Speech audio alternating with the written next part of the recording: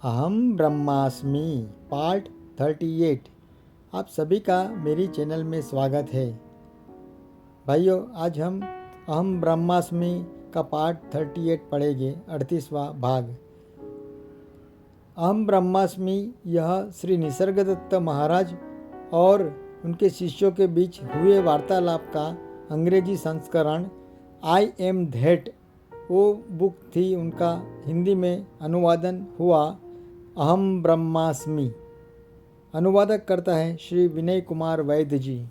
तो आज हम हमारा अध्याय पढ़ेंगे 44। शीर्षक है मैं हूँ सत्य है, अन्य सब केवल निष्कर्ष। महाराज, आज पहले ही महाराज बोलते, प्रश्नकर्ता कहाँ चला गया पता नहीं। वह जिसे कि संसार का संवेदन होता है, संसार से पूर्व है या कि वह संसार के साथ ही अस्तित्व में आता है। प्रश्नकर्ता, यह कितना विचित्र प्रश्न है। आप इस प्रकार के प्रश्न क्यों पूछा करते हैं? महाराज, जब तक इसका सही सही उत्तर तुम नहीं जान लेते तब तक तुम्हें शांति न मिल पाएगी। प्रश्नकर्ता, जब सुबह मेरी आँख खुलती है तो संसार पूर्व से मेरी प्रतीक्षा में उपस्थित रहता है। निश्चित ही संसार पहले अस्तित्व में आता है, मैं भी अस्तित्व में आता हूँ, पर इसके बहुत ही बाद और जल्दी से जल्दी मैं यदि अस्तित्व में कभी आता हूँ तो वह है मेरे जन्म के साथ। मेरा शरीर ही मेरे और संसार के बीच का सूत्र है। बिना शरीर के न तो मैं रहूँगा न संसार। महाराज, तुम्हारा शरीर तुम्हारे मन से प्रतीत होता है। तुम्हारा मन तुम्हारी चेतना की अंतर्वस्तु कंटेंट है। तुम चेतना रूपी सरिता के निश्चल साक्षी हो, जो तुम किसी भी प्रकार से परिवर्तित न करते हुए स्वतः शाश्वत काल से परिवर्तित हो रही हो। तुम्हारी अपरिवर्तनशीलता इतनी अधिक प्रत्यक्ष है कि इस पर तुम्हारा ध्यान ही नहीं जाता। अपने आप को जरा ध्यानपूर्वक ठीक से देख लो तो ये सारे भ्रम और मिथ्या धारणाएं विलीन हो जाएगी। जैसे सारे जलीय प्राणी जल में ही रहते हैं और जल के बिना नहीं रह सकते, उसी तरह विश्व तुम में है और तुम पृथक नहीं रह सकता। प्रश्नकर्ता, इसे हम ईश्वर कहते हैं। महाराज, ईश्वर तुम्हारे मन का विचार भ्रम है, विचार भर है। तथ्य तुम हो। एकमात्र निश्चित बात जिसे तुम जानते हो वह है यहाँ और अभी मैं हूँ। यहाँ और अभी को हटा दो और मैं हूँ अखंडित रूप में शेष रह जाएगा। संसार का अस्तित्व स्मृति में है। स्मृति चेतना के अंतर्गत, चेतना चैतन्य में अधिष्ठित है और चैतन्य अस्तित्व के जल पर प्रकाश पर प्रतिबिंब होना है। प्रश्नकर्ता, फिर भी मैं यह नहीं देख पाता कि संसार का मुझ में होना कैसे संभव है, जबकि इसका विपरीत अर्थात मैं संसार हूँ ही प्रत्यक्ष स्वाभाविक दिखाई देता है। महाराज, यद्यपि मैं संसार हूँ और संसार मैं है, यह कहना भी अज्ञान का ही चिन्ह है। जब मैं संसार से अपने एकत्व को अपने मन में धारण कर लेता हूँ तो मुझ में एक ऐसी शक्ति जागृत हो उठती है जो अज्ञान का नष्ट कर देती है, उसे पूर्ण रूप से भस्म कर देती है। प्रश्नकर्ता, क्या अज्ञान का साक्षी अज्ञान से पृथक होता है, अलग होता है? मैं अज्ञानी हूँ, इस प्रकार से कहना, क्या यह भी अज्ञान का ही एक अंश नहीं? महाराज, हाँ, यह अवश्य ही अज्ञान का अंश है। सत्यता पूर्वक तो केवल यही कहा जा सकता है कि मैं हूँ सत्य है, अन्य सब केवल निष्कर्ष आदत बन जाता है। सोचने और विचार करने, निर्णय करने की सारी आदतों को नष्ट कर दो। मैं हूँ का भाव एक और भी अधिक गहरे हेतु की अभिव्यक्ति है, जिसे तुम आत्मा, ईश्वर, वास्तविकता, ऋतु या अन्य कोई नाम दे सकते हो। मैं हूँ है तो संसार में, पर यह वह कुंजी है जो संसार से परे के द्वार को खोल सकती है। जल में नाचता हुआ चंद्रमा यद्यपि जल के भीतर दिखलाई देता है, पर इसका कारण आकाश स्थित चंद्रमा होता है, न कि जल। प्रश्नकर्ता: फिर भी एक महत्वपूर्ण बात मेरी पकड़ से छूट ही जाती है। मैं मानता हूँ जिस संसार में मैं रहता हूँ और जीवन बिताता हूँ, वह मेरा स्वनिर्मित व स्वप्रक्षेपित स्वकल्पित संसार है, जो कि परम दिव्य अर्थात अज्ञात पदार्थ से बने संसार पर मेरे द्वारा आरोपित किया जाता है। अब यह परम द्रव्य क्या हो सकता है, यह मैं नहीं जानता। फिर यह कुछ भी क्यों न होता हो, संभव है कि मेरे द्वारा रचित यह संसार उस पर वास्तविक संसार से वैसे ही एकदम भिन्न हो, जैसे चलचित्र के पर्दे पर प्रदर्शित चित्र चलचित्र के पर्दे से पूर्णतः भिन्न होते हैं। पर फिर भी ऐसा एक परम संसार जो कि मुझसे पूरी तरह स्वतंत्र है, विद्यमान तो अवश्य ही है। महाराज, ऐसा ही है परम वास्तविकता का संसार, जिस पर तुम्हारे मन ने एक अपेक्षाकृत वास्तविक संसार आरोपित कर रखा है, तुमसे स्वतंत्र है। और इसका सीधा सा कारण केवल यह है कि तुम स्वयं ही हो। प्रश्नकर्ता: क्या इन शब्दों में विरोधाभास नहीं दिखलाई देता? दो स्वतंत्र वस्तु में एकत्व होना कैसे संभव होगा? महाराज, परिवर्तन की गतिविधि की परीक्षा करो और तुम्हें यह स्पष्ट हो जाएगा। तुम्हारे वर्तित बनने रहने की स्थिति में जो कुछ भी परिवर्तित हो सकता हो, वह तुमसे स्वतंत्र है, ऐसा कहा जा सकता है। पर जो अपरिवर्तित रहता है, उसका अन्य किसी भी अपरिवर्तित रहने वाले साथ के एक होना अपरिहार्य है, क्योंकि यदि वे परस्पर भिन्न हैं तो वे एक दूसरे को प्रभावित करेंगे, और प्रभावित होने तथा प्रभावित करने का अर्थ है परिवर्तन। अन्य शब्दों में परम भौतिक और परम आध्यात्मिक, पूर्ण विषय परक ऑब्जेक्टिव और पूर्ण आत्मा परक सब्जेक्टिव, स्वभावत और सारत एक ही है। प्रश्नकर्ता: जैसे कि त्रिआयामी 3D चलचित्र में प्रकाश स्वयं ही पर्दे की सतह रूपी आधार को भी निर्मित कर लेता है। महाराज, कोई भी तुलना की जा सकती है। ध्यान दिए जाने योग्य सबसे महत्वपूर्ण बात यह है कि तुम अपनी स्मृतियों, इच्छाओं और भयों पर आधारित कल्पनाओं द्वारा अपने आप पर ही एक संसार प्रक्षेपित कर रखा है और उसमें स्वयं को बंदी बना लिया है। इस मायाजाल को तोड़ दो और मुक्त हो जाओ। प्रश्नकर्ता: इस मायाजाल को किस प्रकार तोड़ा जा सकता है? महाराज, अपने स्वतंत्र होने के तथ्य को अपने चिंतन और कर्म में पुष्टि होने दो। मूलतः तो सारा कुछ तुम्हारे अपने आप पर किए जाने वाले विश्वास पर, इस निष्ठा पर ही निर्भर है कि तुम जो कुछ भी देखते हो, सोचते हो और अनुभव करते हो, वह वास्तविक है। अपने इस विश्वास पर प्रश्न क्यों नहीं उठाते? इसमें जरा भी शंका नहीं हो सकती कि इस संसार को तुम्हारे द्वारा ही चेतना के पर्दे पर चित्रित किया गया है, और यह संसार संपूर्ण रूप से तुम्हारा अपना व्यक्तिगत संसार है। केवल मैं हूँ का तुम्हारा भाव भर ही वह वस्तु है जो यद्यपि है तो संसार में, पर संसार की वस्तु नहीं है। तर्क या कल्पना के किसी भी प्रयास से तुम इस मैं हूँ को मैं नहीं हूँ में परिवर्तित नहीं कर सकते। अपने होने का प्रतिषेध करने में भी तुम इसकी पुष्टि ही कर रहे हो।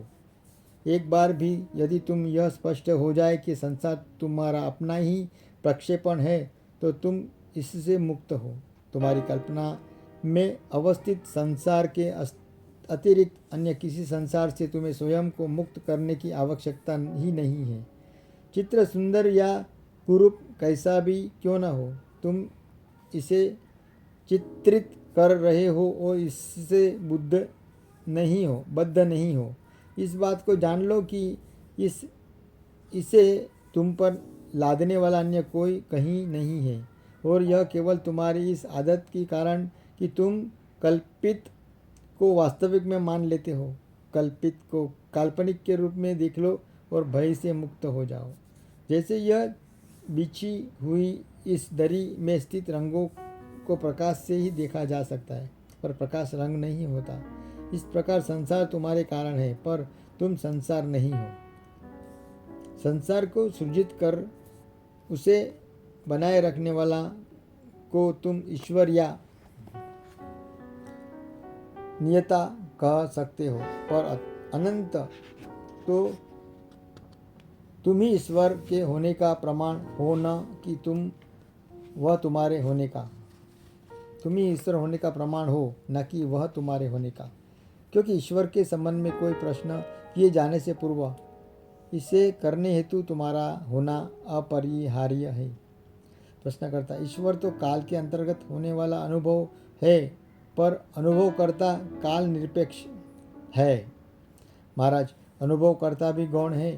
प्रथम और प्रमुख वस्तु है चेतना का असीम विस्तार। जो कुछ भी कभी था, है और होगा, उसकी शाश्वत संभावना, अमापनीय सक्षमता, सब तुम किसी भी वस्तु को देखते हो तब तुम परम सत्ता को ही देख रहे होते हो, परंतु तुम यह कल्पना कर लेते हो कि तुम बादल या वृक्ष को देख रहे हो। कल्पना से मुक्त रहकर देखना सीखो और अर्थ को बदले बिना सुनना, यही आवश्यक है। जो मूलतः नाम रूप सहित है, उस पर नाम और रूप आरोपित करना बंद करो। इसे स्पष्ट कर लो कि संवेदना का प्रत्येक प्रकार आत्मपरक सब्जेक्टिव ही होता है। जो कुछ देखा या सुना, सूंघा और स्पर्श किया जाता है, अनुभव और विचार किया जाता है, अपेक्षित या कल्पित किया जाता है, मन में ही होता है, वास्तविकता में नहीं होता, और तब तुम्हें शांति और भय से मुक्ति का अनुभव होगा। और यहाँ तक कि यह मैं हूँ का भाव ही शुद्ध प्रकाश और होने के प्रभाव द्वारा निर्मित वस्तु है। यह मैं बिना हूँ कि मैं विद्यमान है, इस प्रकार शुद्ध प्रकाश भी विद्यमान रहता है, चाहे तुम मैं का उच्चार करो या ना करो। उस शुद्ध प्रकाश के प्रति बोधपूर्ण हो जाओ और तुम इसे कभी न खो सकोगे। होने, सत्ता में सत, चेतना, जानने में चित्त और प्रत्येक अनुभव के रुचि का भाव, यह यद्यपि वर्णन की सीमा से परे है, परंतु पूर्णतः प्राप्त है, क्योंकि अन्य तो कुछ है ही नहीं। प्रश्नकर्ता: वास्तविकता का वर्णन आपके द्वारा प्रत्यक्ष रूप से अर्थात स्वव्यापी, सनातन, शाश्वत, सर्वज्ञ, सर्वशक्ति मूल आदि कारण की तरह किया जाता है। दूसरी ओर एक शिक्षक भी है जो वास्तविकता सद्वस्तु के विषय में कुछ कहने से ही इनकार कर देते हैं। वे कहते हैं कि सद्वस्तु मन से परे ही वस्तु है, जबकि सारी चर्चाएं मन के क्षेत्र पर सीमित है, और मन तो अवास्तविकता ही आश्रय है। उनकी पद्धति निषेध मूलक होते हैं। वे वास्तविक पर ध्यान केंद्रित करते हुए उसकी अस्वीकृति से उससे परे के वास्तविक को प्रत्यक्ष करते हैं। महाराज, अंतर केवल 2 शब्दों के प्रयोग भर में है। जब मैं वास्तविक का वर्णन करता हूँ तो मैं भी इसका वर्णन अवास्तविक नहीं, स्थान और काल से भिन्न, कारण रहित और आदि अंत रहित की तरह ही तो करता हूँ। यदि यह चर्चा आत्म साक्षात्कार की ओर अग्रसर कर सकती है तो शब्दों का बहुत महत्व नहीं रह जाता। यदि गाड़ी को चलाना ही लक्ष्य हो तो इससे क्या अंतर पड़ेगा कि उसे धकेला गया है या खींचा गया है। किसी तरह तुम वास्तविकता की ओर आकर्षित होते हो और किसी अन्य समय तुम अवास्तविक से विकर्षित होते हो। ये दोनों मात्र मन स्थितियाँ है जो एक दूसरे का स्थान बदलती रहती है। परम स्वतंत्रता के लिए दोनों सहायक होते हैं। तुम इनमें से कोई भी रास्ता चुन सकते हो, पर हर बार यही रास्ता उस समय का सही रास्ता होगा यदि तुम इसे पूरे हृदय से स्वीकार कर चुनते हो तो। पर शंका या हिचकिचाहट में समय मत गवाओ। बच्चे के विकास के लिए अनेक प्रकार के खाद्य पदार्थ आवश्यक होते हैं, पर खाने की प्रक्रिया एक सी होती है। सैद्धांतिक रूप से सारी विधियाँ अच्छी है। प्रायोगिक धरातल पर और किसी समय विशेष पर तुम केवल एक ही रास्ता से आगे बढ़ते हो। कभी न कभी तुम्हें यह समझ में आ जाएगा कि यदि सचमुच कुछ पाना है तो एक ही स्थान पर खनन किया जाना चाहिए। स्वयं अपने भीतर अपने आप को उपलब्ध करना, होना अपने को जानना और उससे जो महती शांति प्राप्त होती है जिसे कि तुम खोज रहे हो, उसे न तो तुम्हारे देह तुम्हारे प्रदान कर सकती है और न तुम्हारा मन प्रश्न करता। परंतु प्रत्येक पद्धति में कुछ न कुछ तर्क संगत और मूल्यवान भी अवश्य होता है। महाराज, हर स्थिति में मूल्यवान बात यह होती है कि वह तुम्हें अपने भीतर ही खोज करने की आवश्यकता की ओर उन्मुख कर दे। अनेक पद्धति में अभिरुचि का एक कारण यह भी हो सकता है कि तुम में अपने ही भीतर जाने की प्रतिरोध हो, या अपने कुछ अथवा कोई विशेष होने का भ्रम को छोड़ने में भय अनुभव होता हो। जल के लिए भूमि खोदते समय तुम अनेक स्थानों पर छोटे छोटे गड्ढे नहीं बनाते, बल्कि एक निश्चित स्थान पर चुनकर गहराई तक खोदते हो। इसी प्रकार अपने को पाने के लिए तुम्हें स्वयं अपने आप का गहरा अन्वेषण करना होता है। जब तुम्हें स्पष्ट हो जाता है कि तुम संसार के प्रकाश हो, तब तुम्हें यह भी ज्ञात हो जाता है कि इसका प्रेम तुम हो, और यह भी कि जानना ही प्रीति है और प्रीति ही जानना है।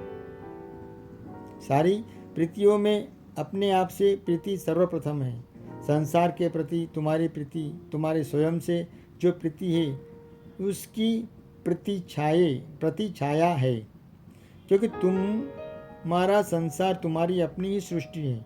प्रकाश और प्रीति यूँ तो निर्वैयक्तिक रूप से प्रतिबिंबित होते हैं।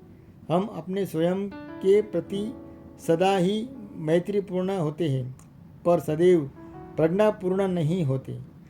जिसकी अपने प्रति कल्याण की भावना प्रज्ञा से संयुक्त होती है, वह वास्तव में योगी होता है। भाइयों, यहाँ पर हमारा अध्याय 44 समाप्त होता है। श्री कृष्णार्पणमस्तु। मैं जो कुछ कर रहा हूँ सब कृष्ण को अर्पित करता हूँ। भाइयों, हम मिलेंगे कल नए अध्याय के साथ में। तब तक हरिओम, जय स्वामीनारायण, हरे कृष्ण, ओम शांति, बाय बाय। मैं कल मिलेंगे, तब तक के लिए शुभ रात्रि। भाइयों, ये मेरा चैनल @जीवनरथ_अनिल यूट्यूब पर है। इसे लाइक, शेयर और सब्सक्राइब करके मुझे और प्रोत्साहित कीजिए। अहम ब्रह्मास्मि, यह बुक बहुत बड़ी है, 101 अध्याय है। हम अभी 43वां अध्याय तक पहुँचे हैं, तो पूरे अध्याय में पढ़ूँगा धीरे धीरे, जैसा हो सके वैसा। तब तक शुभ रात्रि, धन्यवाद, थैंक यू, हरे कृष्ण।